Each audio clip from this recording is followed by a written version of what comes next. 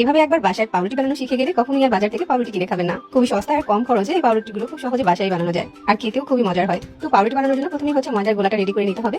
একটা পাত্রে আমি হাফ কাপের মতো কুসুম গরম পানি দিয়ে দিচ্ছি, সাথে 1 টেবিল চামচের মতো ইস্ট দিয়ে দিচ্ছি, পরিমাণ মতো লবণ দিয়ে দিচ্ছি আর 2 টেবিল চামচের মতো চিনি দিয়ে দিচ্ছি। পাউরুটিটা যদি একটু মিষ্টি ফ্লেভারের খেতে বেশি পছন্দ করেন তাহলে চিনির পরিমাণটা একটু বাড়িয়ে দিতে পারেন। এবার এই সবকিছু একসাথে একটু মিশিয়ে নিচ্ছি।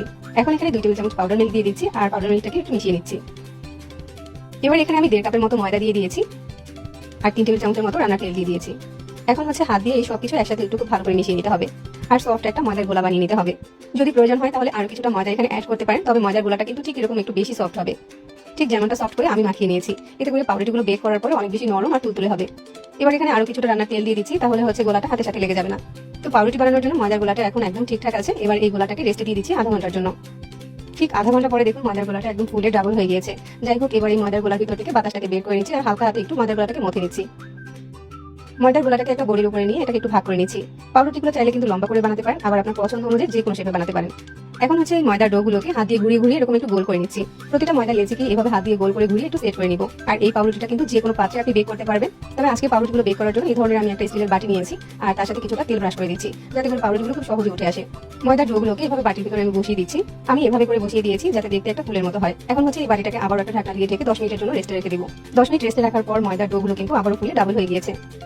এখন পাউরুটির উপরে সুন্দর একটা কালার আনার জন্য দুধ আর ডিমের কুসুম আগে থেকে মিশিয়ে রেখেছিলাম, ওইটা ব্রাশ করে দিচ্ছি। এখন এই পাউরুটিটা বেক করার জন্য চুলায় আগে একটা হাঁড়ি বসিয়ে 10 মিনিটের মতো প্রিহিট করে নিয়েছিলাম।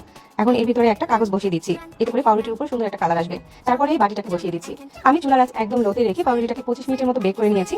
আর এখন দেখুন উপরে সুন্দর একটা কালার এসেছে আর পাউরুটিটা অনেক বেশি ফুলে গিয়েছে। উপরে এখন একটু বাটার ব্রাশ করে দিচ্ছি, চাইলে একটু তেলও ব্রাশ করে দিতে পারেন। এতে করে পাউরুটিটা অনেক বেশি সফট হবে। পাউরুটিটা এখন অনেক বেশি গরম আছে, এটা ঠান্ডা হয়ে গেলে আমি আপনাদেরকে দেখিয়ে দিচ্ছি। দেখুন পাউরুটিটা অনেক বেশি নরম আর তুলতুলে হয়েছে। পাউরুটি বাসায় বানালে যদি এত সুন্দর হয় তাহলে কে না বানাতে চায় বলুন। আর বিশেষ করে এই ধরনের পাউরুটিগুলো চা দিয়ে খেতে কিন্তু খুবই ভালো লাগে।